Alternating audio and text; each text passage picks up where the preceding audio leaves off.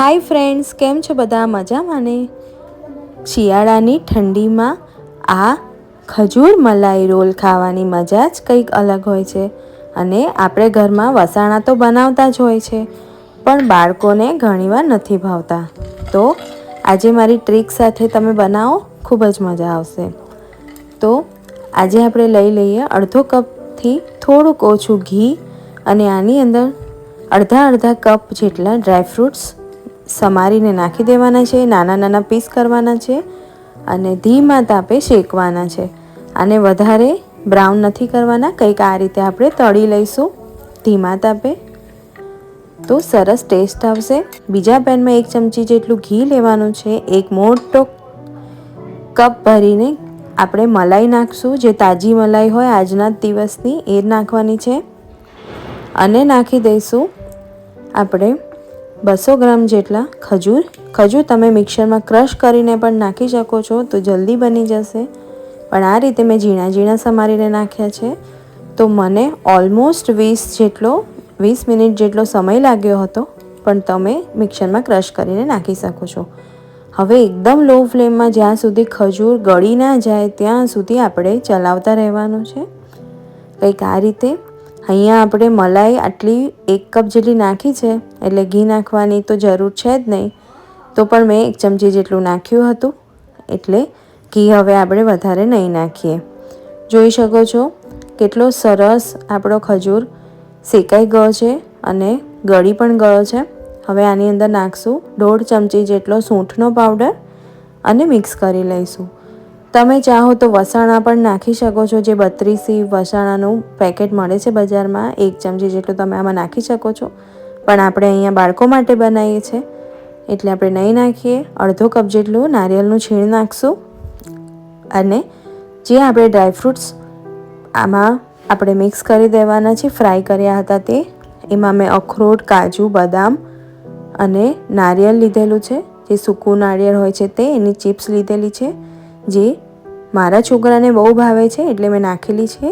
તમે ચાહો તો સ્કીપ કરી શકો છો. હવે આ બધું મિક્સ કરી દેવાનું છે. આ રેસીપી તમે ક્યાંય નહીં જોઈ હોય કે જે મલાઈમાંથી સ્પેશિયલ બને છે, અને તમે ખાશો તો મોઢામાં એકદમ ઓગળી જશે અને ડ્રાયફ્રૂટનો એકદમ જે ફ્રાય કરે છે એનો ક્રન્ચી ટેસ્ટ એટલો સરસ આવે છે કે વાત જ ના પૂછો. તો જો બાળકો ડ્રાયફ્રૂટ ના ખાતા હોય અને એમને ચોકલેટની જગ્યાએ પણ તમે આ રિપ્લેસ કરીને આપી શકો છો, તો એમને ફ્રાય કરેલા જે ડ્રાયફ્રૂટ્સ છે ઘીમાં ફ્રાય કરેલા ખૂબ જ ભાવશે, અને એ પણ ખજૂરના કોમ્બિનેશન સાથે. અને ઇવન આપણે સૂંઠનો પાવડર પણ નાખ્યો છે. સૂંઠનો બહુ ઓવરપાવર નથી થતો, એટલે છોકરાઓને ખાવાની બહુ જ મજા આવે છે. નાનાથી માંડીને મોટાને ભાવે એવી આ રેસીપી છે. તો આજે જ મારી યુટ્યુબ ચેનલને સબસ્ક્રાઈબ કરો અને મને સપોર્ટ કરો. હું આવા જ નવા વિડીયો તમારા માટે લાવતી રહું છું.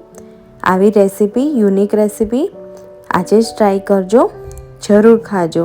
તમારા બાળકોને ખૂબ જ પસંદ આવશે. તો જોઈ શકો છો કેટલું સરસ મિક્સર તૈયાર થઈ ગયું છે.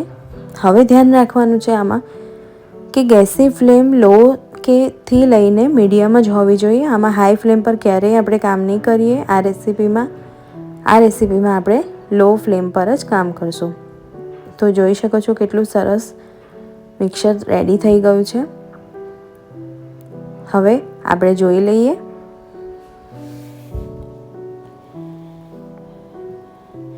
લાગે છે ને એકદમ સરસ. આના તમે લાડુ પણ વાળી શકો છો, પણ મેં આને થોડુંક એટ્રેક્ટિવ બનાવવા માટે, મારા છોકરાને ખવડાવવા માટે મેં આને સ્ટાર શેપ આપ્યો છે, જેથી કરીને એને એટ્રેક્ટિવ લાગે અને એ ખાઈ જાય.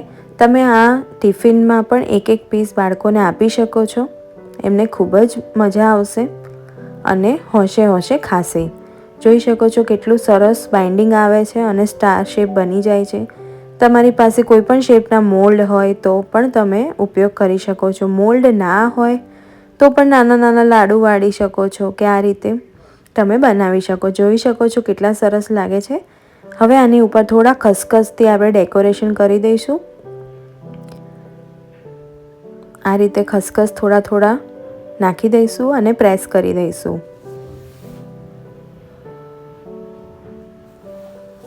તો છે ને એકદમ ઇઝી રેસીપી, કંઈ જ કરવાનું નથી. 1 ચમચી ઘી લેવાનું છે, મલાઈ નાખવાની છે, ખજૂર નાખવાનું છે, ડ્રાયફ્રૂટ્સ તળીને નાખવાના છે, અને નારિયેળનું છીણ નાખવાનું છે. આ 4-5 વસ્તુ જ સાથે એકદમ સરસ યુનિક રેસીપી તૈયાર થઈ જાય છે અને એકદમ મલાઈદાર બને છે, જે ખાવાની સાથે જ મોઢામાં ઓગળી જાય છે. તો છે ને સરસ રેસીપી, જોઈ શકો છો કેટલા સરસ એટ્રેક્ટિવ લાગે છે. બાળકોને તો ખૂબ જ પસંદ આવે છે. તો હવે આપણે સર્વ કરી દઈએ. તો રેડી છે ખજૂર મલાઈ કટલેટ, એ પણ એક નવા અંદાજમાં. તો આ શિયાળામાં આ રોલ બનાવવાનું બિલકુલ નહીં ભૂલતા. મળીએ નવા વિડીયો સાથે.